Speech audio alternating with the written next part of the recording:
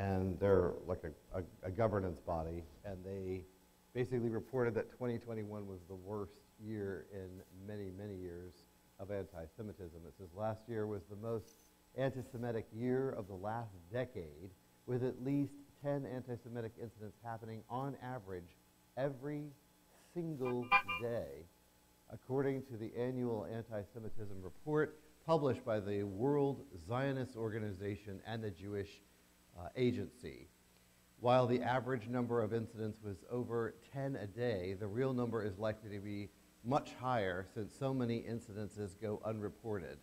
The main anti-Semitic incidences were graffiti, desecration, vandalism, and propaganda, but physical and verbal violence still comprised almost a third of them. At least there were no anti-Semitic murders last year. A number of events occurred throughout the year that seemed to coincide with spikes in anti-Semitic incidences. This correlation has seen especially during the month of May, when during many of the high-tension events, this included Shavat, El Adafir, and Jerusalem Day and others, escalated debate regarding the eviction of Palestinians from the Sheikh Jakar, and the trend of anti-Semitic violence being shown in TikTok, Jewish Arab riots in Israel's mixed cities, and of course Operation Guardian of the Walls, and the latest round of fighting between Israel and Hamas. But it's actually a global organization that looks at this, and to me it's just amazing because we're seeing it in America. Give me some incidences that have happened in the United States, unfortunately. Yes, Randy. Yes, there was. Just a week ago, there was something in a synagogue. It was asemitic? It wasn't anti-Semitic. Anti-Semitic, okay. But the big one that I remember was the one that happened in Pittsburgh. That was just a total, utter massacre. That was really bad. Is there any questions from online?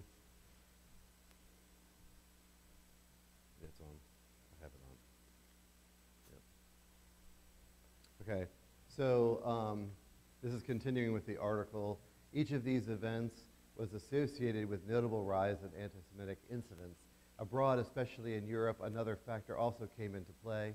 During the month of May, most countries in Europe lifted their COVID-19 lockdowns, while the COVID-19 pandemic had already known in 2020 to be associated with the rise of anti-Semitism regarding conspiracies. 2021 saw this manifest as a new way regarding COVID-19 vaccines. Conspiracy theorists latched on to prior theories about the pandemic and its association with the vaccine with it. Others took to comparing the idea of the vaccine mandates, meaning that getting vaccinated against COVID would be more obligatory to the policies of Nazi Germany during the Holocaust. This was seen frequently in protests in the public sphere, where they saw many people wear yellow stars to highlight the supposed comparison. The use of this symbol has created a worrisome phenomenon called trivialization of the Holocaust, where the main purpose is to diminish the dimensions of the Holocaust and its historical uniqueness and importance. So to me, it's just like, it's unbelievable that people during a time of COVID will latch on to all these conspiracy theories. Have we seen this all across the United States this year? It's pretty amazing. And to us, this piece, which is basically treating the Holocaust like it was nothing, is becoming a modern fad, and it's just unbelievable with the preponderance of evidence that there is and what happened. There's also boycotting of Israeli goods all over the world, claiming that they're racist. Yes, Randy. What people tend to do, I think, is they tend to call everything, this is just like the Holocaust, and it's not even close. Yeah, they trivialize it by comparing it to things that are a minor injustice as opposed to an onslaught against a whole nation. So this is, I was like, could not believe this article. To me, it was just so incredible that worldwide, the uptick, and I hate that word actually, in the rise of anti-Semitism around the world is going on. Uh, what do you think God's purpose is in this? Yes, Jesse. Yep, all nations will be against them, but he also wants to bring them home, right? Yeah, so he wants a very decisive illustration that it's not about the nation, it's about his plan and his involvement. Yeah, so I think that's part of the reason as well, that he's going to get the nations to come up. I love this quote in the pink. Here's an idea. Let's ask everyone who's wondering if anti-Semitism is real to wear, I guess it's a yarmulke, for a week and then report back. So I thought that was brilliant because you don't feel it if people can't tell that you are. And then 40% of Jewish Americans heard anti-Semitic comments, slurs, or threats directed at someone else over the last 12 months. Can I get a volunteer to read the red block on the left? Go ahead, Justin. So which places were the most anti-Semitic in 2021? Europe by far, where nearly half of all anti-Semitic incidents took place. North America followed close behind, with the US having 30% of all incidents. But both Canada and Australia saw a drastic increase in the number of anti-Semitic incidents. In the US, New York saw a doubling of anti-Semitic incidents, numbering 503 in 2021 compared to 252 in 2020. The first 6 months of 2021, Los Angeles saw a 59% increase compared to the same period in 2020. The UK saw as many more in the first 6 months, reporting 1,308 reported incidents compared to 875 the previous year. In the same period, the number of incidents in Austria doubled compared to 2020. Incidents in Germany also rose with almost as many in the first 10 months of 2021, 1,850 as all of 2020, 1909. Over the past 4 years, anti-Semitic crimes especially spiked in the German states that were formerly part of East Germany. Yeah, so it's going country by country and showing you how it has increased so dramatically. And the U.S., it's frightening because we have almost as many Jews here as in Israel itself. So it's like a third around the world, a third in Israel, and a third in the United States. So it's frightening that this is happening here, and we need to be sensitive to it. You can see that how they're treating the Jewish grave in Europe up above. Yes.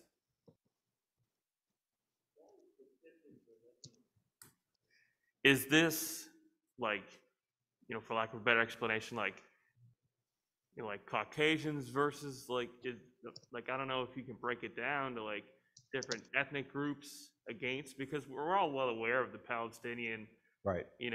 Palestine versus Israel situation. Like, are we seeing this because there's an increase in immigration to these parts of the world, or are we seeing it just from different ethnic groups kind of coming out? All this is capturing is the number of anti-Semitic incidences per country. So we're not told, who did it. It's just what country did it to the Jews. Just interested in that. Oh yeah. Whether it's because of increased immigration, are we having? Well, I mean, Jews are moving to Israel. They're not coming to new countries. So. Brian, it's because of Palestinian sympathizers. That's the basis of most of these, I think. Yep. Yeah, no, I mean, I'll get back. I'll share this with you. Anybody who wants to have it, I'll be glad to share it with you because it's just so unbelievable. So the next one, this is a great infographic that sort of lays out how it's been progressing year by year from the year 2000 to 2020. So you can see those incidences there. So I'll read this next one because the font's a little small. By contrast, anti-Semitic incidences in Russia continue to decline according to the local Jewish community. Jewish communities around the world face the challenges of rising, ever-changing anti-Semitism. Rahil, I don't know how to say his name, Ricks, the head of the Department for Combating Anti-Semitism and Enhancing Resilience at WZO, wrote in the report. Ricks added that despite the darning statistics around the world, there is a call a cause for optimism due to widespread adoption of endorsement of IHRA, working a definition of Semitism, laws passed on Holocaust education, and the ongoing war on DDS. I'll go to the next one. It is the duty of every country to provide its citizens with security and protection in every event that takes place around the land during which the Jewish community, he said, at the same time, the state of Israel will always continue to be an anchor for every Jew who desires it. And I think that's the point, is like, you can come here if you want to. The annual report by WZO and the Jewish Agency, released ahead of the International Day of Commemoration of Memory of the Victims of the Holocaust on January 27th, is a grim reminder that despite the horrors of the Holocaust, anti-Semitism is still alive and kicking and going in 2022. Yes, Jesse. Organization, Right. World Zionist Organization. Yep.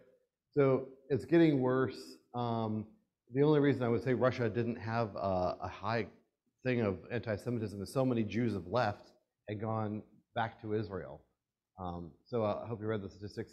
This is basically just last year, showing you 2020 is the blue and the orange is 2021, and you can see how much more anti-Semitic behavior in the United States took place. So, also there was a magnitude 4.2 earthquake that happened and was felt in northern Israel. It was actually on the island of Cyprus. So this is an earthquake measuring magnitude 4.2 in the depth of 7.6 kilometers. Hit Cyprus. It was felt in northern Israel, according to Sunday. According to the Center for Monitoring Earthquakes and Tsunami Areas in Turkey, according to the WALA, the seismological event could be felt in Haifa and the Jordan Valley, Tiberias, Bet Shan, and Afula. Police said that the Hey, my earthquake brother, Kama. Occurred in the area of Cyprus. I'm editing the magnitude chapel 6.7. worksheet The earthquake with was my first felt family's in contact Israel, information. in the area of Period. the Bet Shan in You the want me north. to add yours as well? Calls Question were mark. reported I noticed in it the hadn't been 100 added. hotspots, no casualties. But it's interesting because everybody know what kind of fault they have in Israel that runs north-south? What kind is it? It's a slip block fault as far as the time. So one goes north, one goes south. So they hit each other and they slide, okay? Instead of going like a subduction zone where one goes under and one goes over. So just so you know that. We'll look at that another time. This is amazing because Iran is still coming after Israel. It isn't enough that they declare the Holocaust never happened. Now they're using the Holocaust to say this is why Israel's justifying their crimes against the Palestinians. So they're literally speaking out both sides of their mouth. In one incident, they're saying the Holocaust never happened, and they're like, well, the Holocaust is why the Jews are mistreating the Palestinians. So I'm like, how can you speak both ways? So can I get a volunteer for this slide? Billy, you want to do it? Can you see it okay? You think you can? Okay, good.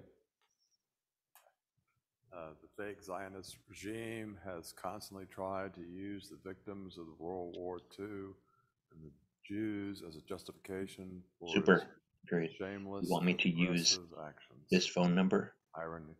Iran accused Israel of Or contact? exploiting the death of 6 million Question mark. Jews during World War II to justify its crimes against Palestine people after the UNGA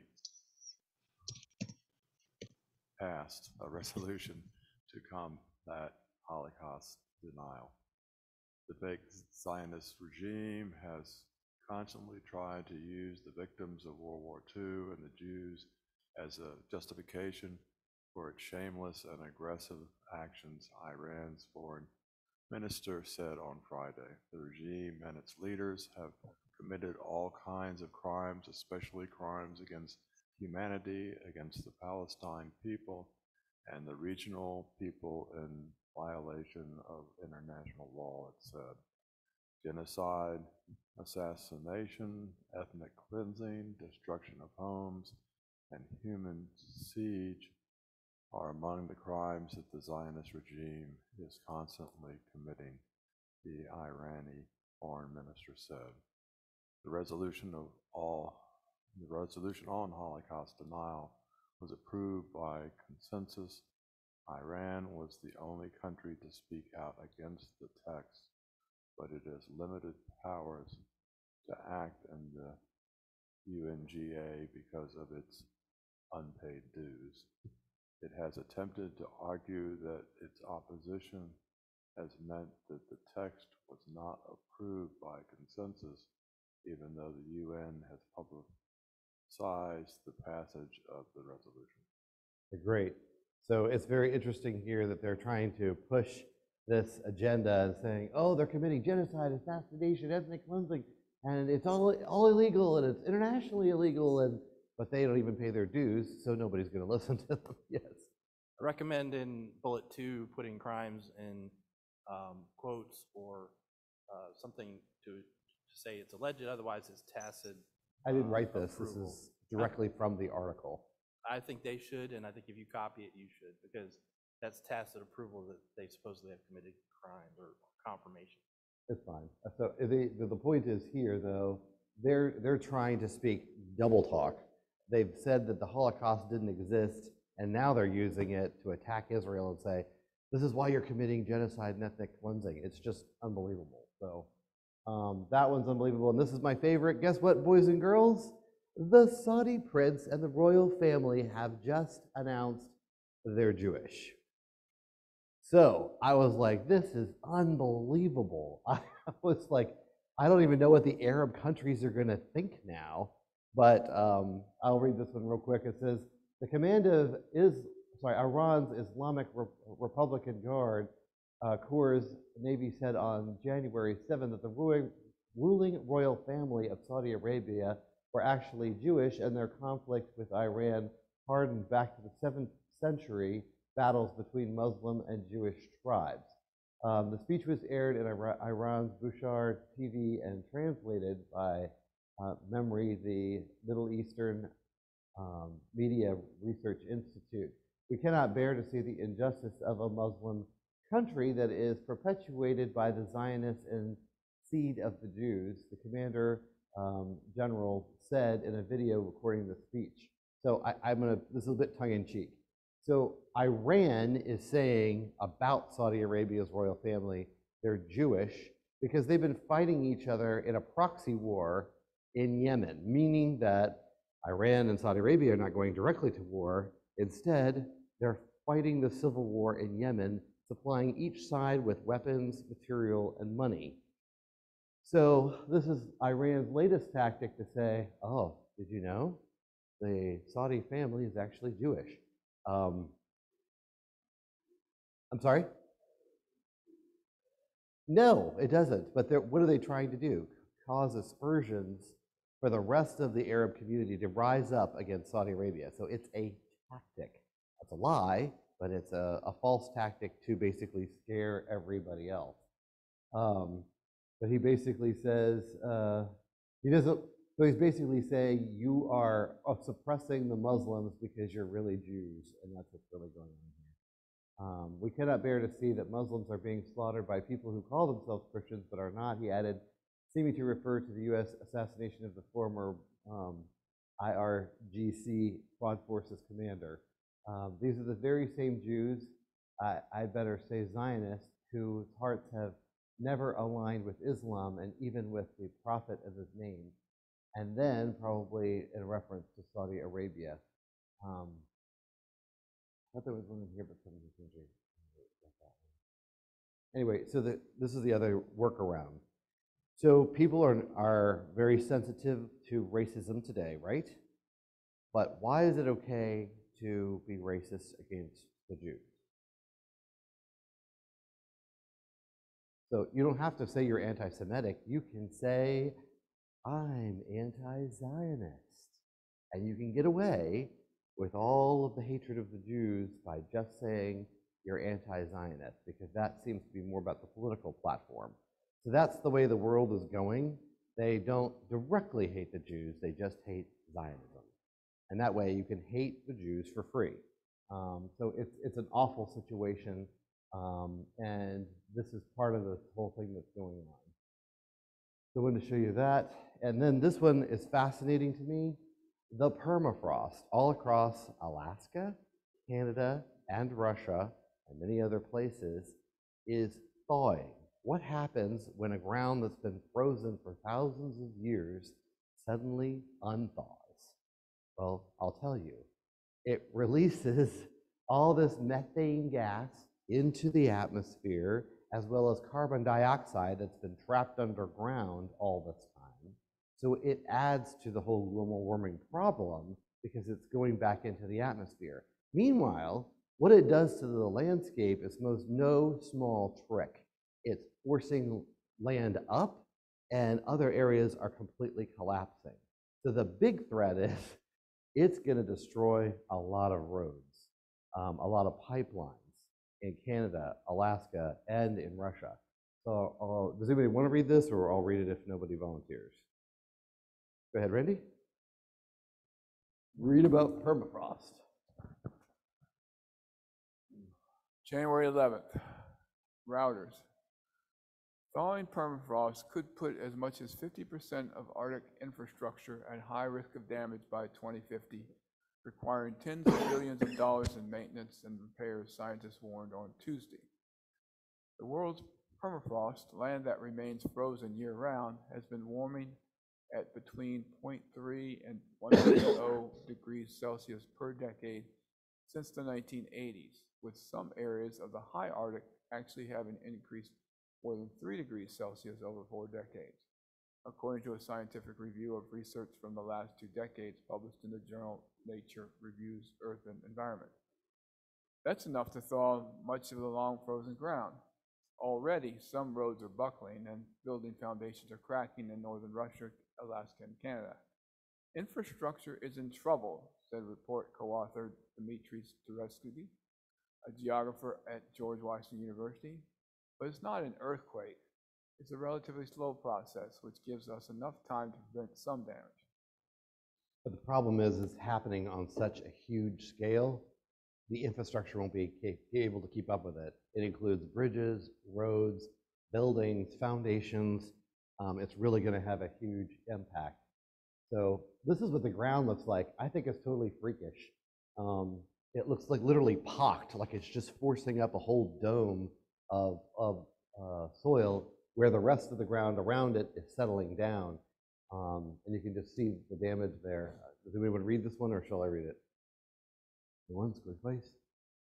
Scientists say that the trend will continue as the climate change escalates. From satellite imagery, they estimate that at least 120,000 buildings and 40,000 kilometers, or 24,000 miles of roads, and 9,500 kilometers, 5,900 miles of pipeline could be at risk, highlighting threats to some of Canada's highways and the Trans-Alaskan pipeline system and the Russian cities of Irkutsk and Norilsk. But people are still building in the Arctic. Satellite images show that the coastal infrastructure has increased by 15%, or 180 square miles, 70 miles since 2000, according to another study published last year in the Journal of Environmental Research Letters. About 70% of that growth is linked to the oil and gas industry, especially on Russia's Yamal Peninsula and near the Yamburg gas fields, according to what the study author, the lead author, and that Barshek, the polar researcher with the Austrian-based Geos Research and Consultory Group. There will be a lot of new roads and rail track, they're saying. So you can see what a huge expense this is going to be. The other thing I want you to think about, 2 Peter chapter 3, what does the Lord promise for the second earth? I'm sorry? No, in this one he's like, if the first world was destroyed by water, then your world's going to be destroyed by fire. So people will eventually have to move, I would expect, further north, and as they go, the permafrost is melting with them, stripping the land of its infrastructure. So do you see where I'm going here? People are going to have to keep moving north, and as they do, the permafrost is going to melt and destroy the landscape. But this is very interesting, even if they don't move, because it's costing these countries so much money to redo all that infrastructure. And this is what it looks like. You can see these huge holes in the landscape where the ice under it is melting away. Engineers use several costly strategies when building on permafrost. For example, they placed heat diverting pipes along the roads and building foundations to help keep the frozen ground stable. Maintenance costs for major infrastructure could increase by $15.5 billion by mid-century, and this would still be unable to prevent some $21.6 billion in damages, according to the review's paper's most conservative estimates. So I just wanted you to bring this to your attention, that this is affecting a lot of countries, and this is going to be something that will wipe it out. So this is what it actually happens. You can see these spikes in the soil are continuous permafrost, and when they melt, it's like a sinkhole that basically falls inside of it, and then it discharges some of the soil on the top. So you can see the subseed permafrost, the continuous permafrost, the discontinuous permafrost, and the sporadic permafrost. And also the land just kind of crumbles like a muffin. You know, it just like falls away if it's too soft, and there's no more frozen layer anymore. And it releases, like we talked about, methane gas and CO2 right into the atmosphere, which further heats it up, causes the problem to be cyclical and keep going around and around. So now we come to the next part, which is everything is inches away from major warfare between Russia and Ukraine. So I'm going to try to go through this as quickly as we can with the time we have left. Does anybody want to read this slide real quick? Yes, Jesse, and then Randy, you can read the next one. Blue or the gray? Read the blue first and then the gray. Friday, January 21st, 2020, 4:49 p.m., 2-minute read. The U.S. military has sent the U.S. RAF Truman aircraft carrier strike group to take part in a NATO naval exercise in the Mediterranean amid tensions between the West and Russia, the Pentagon's top spokesperson announced Friday. Neptune Strike 22 exercises, which are set to begin Monday and run through February 4th, will demonstrate NATO's ability to integrate the high-end maritime strike capabilities of an aircraft carrier strike group to support the deterrence and defense of the alliance, Press Secretary John Kirby told reporters. He added that the strike group, along with several other NATO allies he did not name, will participate in coordinated maritime maneuvers and anti-submarine warfare training and long-range strike training. Okay, so they're doing this to try to threaten the Russians to not act, to not do anything more. But what's the problem? Can they get into the Black Sea and demonstrate in the Black Sea?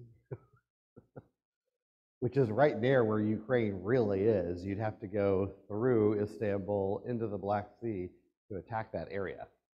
So it's nice that you've got all this Neptune Strike 22 exercises, but it's not really close enough to where everything is going on. Go ahead and read the next one, sorry. Kirby insisted the war games had been long planned since 2020, were not in response to the Russian military buildup near the Ukrainian border, though the drills are not listed on NATO's website among exercises slated for this year. Shortly after the DoD announcement, NATO's Secretary General Jens Stoltenberg added to speculation as to the timing of the maneuver when he tweeted that NATO will always do what is necessary to protect and defend all allies. He added that the participation of the U.S. vessel in Neptune Strike 22 displays a strong sign of transatlantic unity. Okay. The other thing I want to explain about this is from all the analytics I've watched and all of the commentators, the biggest problem is this. Putin can act for an entire nation on his own. He doesn't need anybody else's approval. He's not involved in any other treaties with anybody else. So he can just act unilaterally. And the whole rest of the world has to react to him. So there's no consistency on how all the other players are acting. The EU can't agree on what they want to do.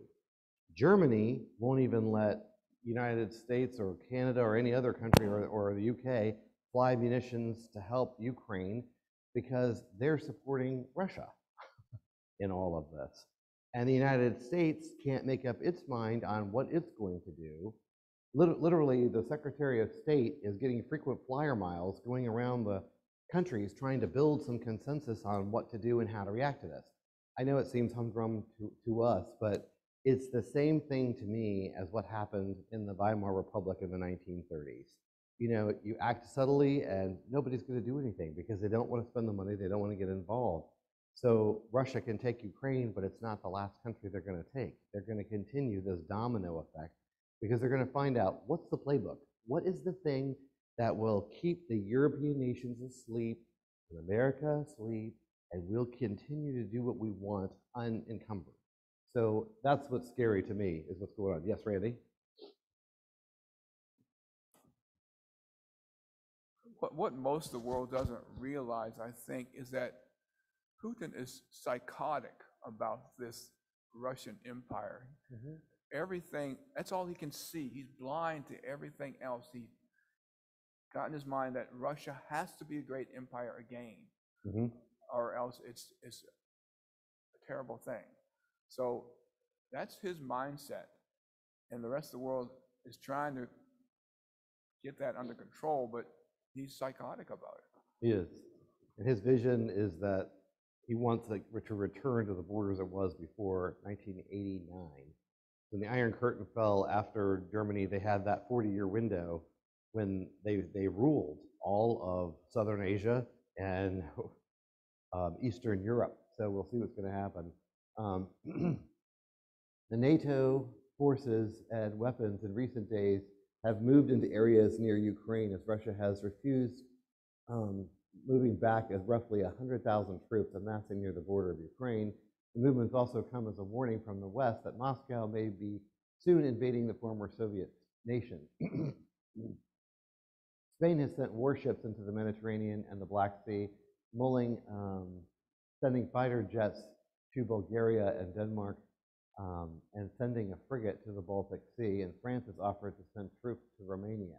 The U.S. and also allowing 3 NATO allies, Estonia, Latvia, and Lithuania, to send American-made weapons from their inventories for use by Ukraine. Secretary of State Anthony Blinken, who met with the Russian Foreign Secretary Minister Sergei Lavrov on Friday in Geneva in a high-stakes meeting to quell tensions, said he wanted to use diplomacy to de-escalate the situation. If that proves impossible, however, the Russians decide to pursue aggression towards Ukraine, will be met with a united, swift, and severe response. They keep saying this. I don't think it's going to be what they think it is. Yes, Jesse. Just for scale, the Ukraine is about 1,600 miles from the northern Med, and the strike range of an F-18 is about, 1,600 kilometers.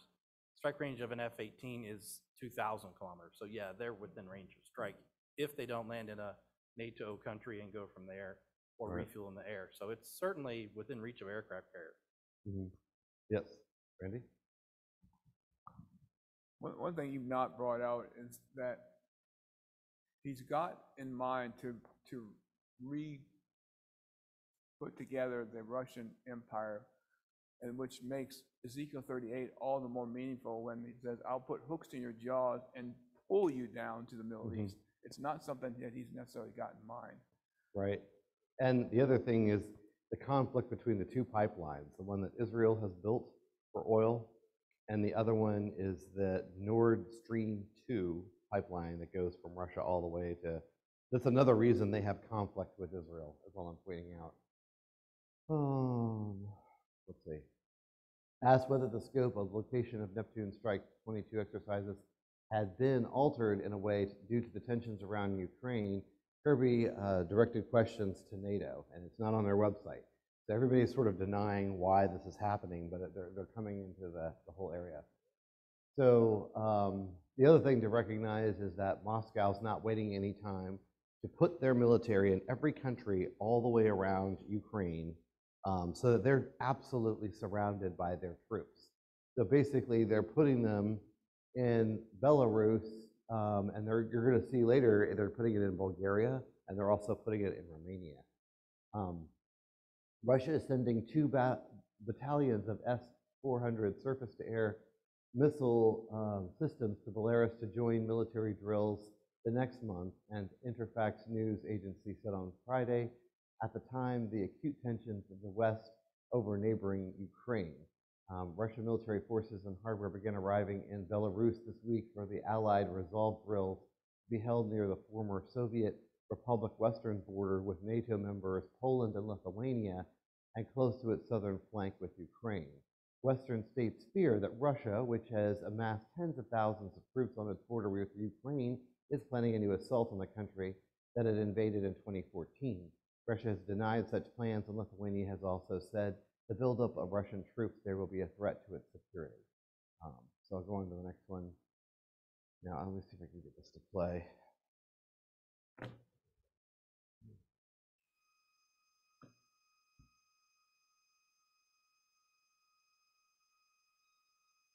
You might not.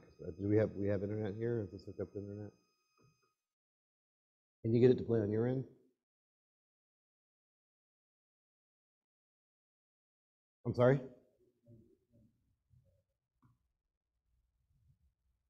Okay.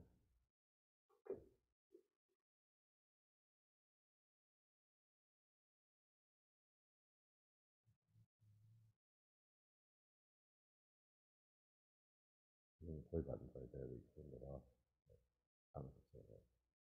It's okay. So I'll send you this and you can watch it on your own, but there's two great videos on the matter. So I think it may work. Okay. Oh, just bring it here. Okay.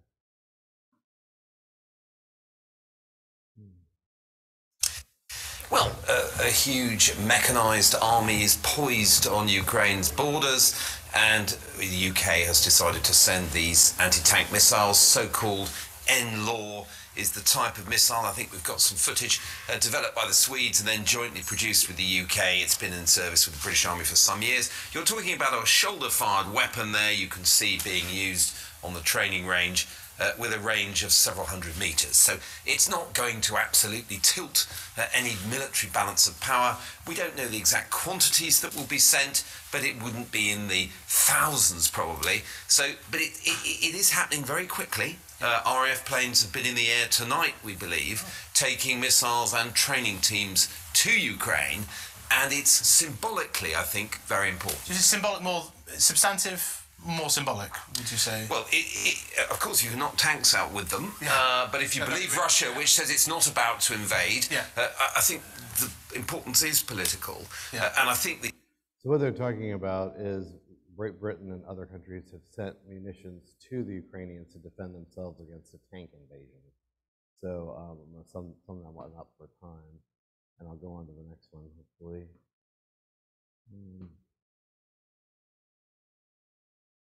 Someone, I'm sorry, keep opening it up again. No, I don't know if I can go on. Oh, there we go. Okay. So I had to draw all these countries in because I wanted you to be able to see them in proximity to each other. But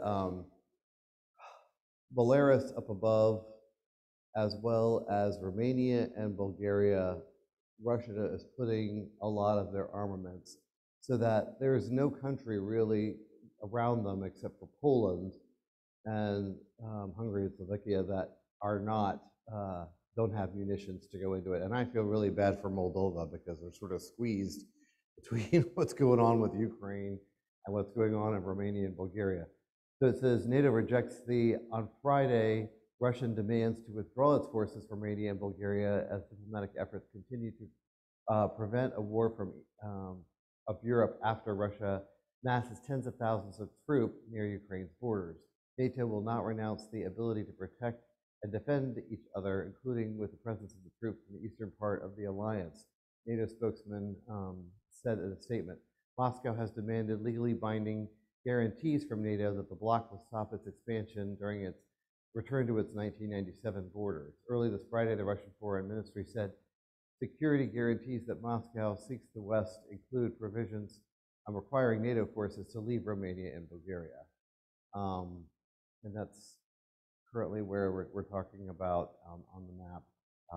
The red is Ukraine.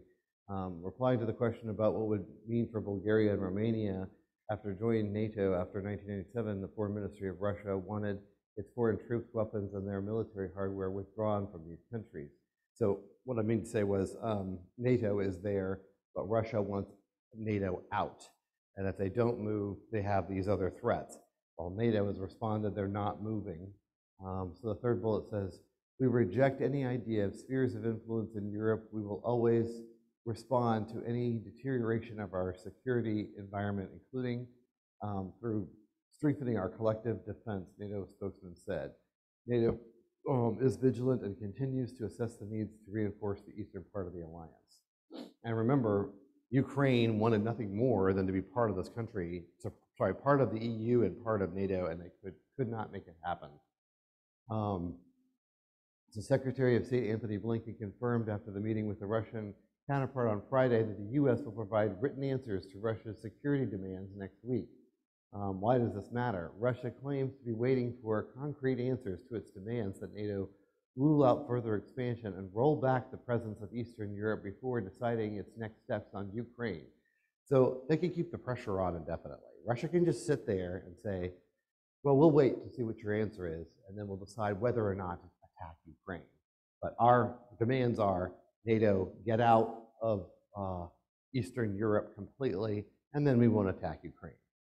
So they're holding all the cards. The rest of the countries just are not doing anything. And this will have an impact on Israel as well. Why it matters. Russia claims to be waiting for the concrete answers. We read that part, sorry. Driving the news, Blinken traveled to Geneva from a meeting in Kiev and Berlin, where he sought to reinforce the message that will be a swift, severe, and united response in any form of aggression by the Russian directed towards Ukraine. Does anybody know what these sanctions are? Has anybody heard what they are? So they're going to exclude them from the banking system in Switzerland and another country. And even some of the talking heads I listened to, basically said this will not have a deep impact with Russia at all. So it's like they brought a cannon to the table and we've brought a pencil sharpener. And I'm like, this is not comparing like with like. Again, I wanted to show you this map because this is what Putin's thinking is. I've got to protect my people. And that's what he says in his playbook when actually his people are expendable. So in another country in a war, he'll say, well, we're protecting our Russians in your country. And that's basically, I want you to see the ethnicity breakdown, that these countries that are in blue and green have the highest concentration of Russians. So what is Putin's main problem with Ukraine, besides being a former Soviet country? Yeah. Well, they already got Crimea, but yeah, they took Crimea back from them. But the other issue is he doesn't like their leadership because he wants them to play by their rules. So he's already got in mind, it was on the radio this morning, I was laughing so hard, as I said, they've got somebody else in mind besides President Zelensky to be there. And the guy got ahead of the news agencies and said, I can't be the ruler of Ukraine because Putin has told me I can't return. As a matter of fact, all my property has been confiscated, and it goes on and on. And then Putin responded already, and it's like, he's insane.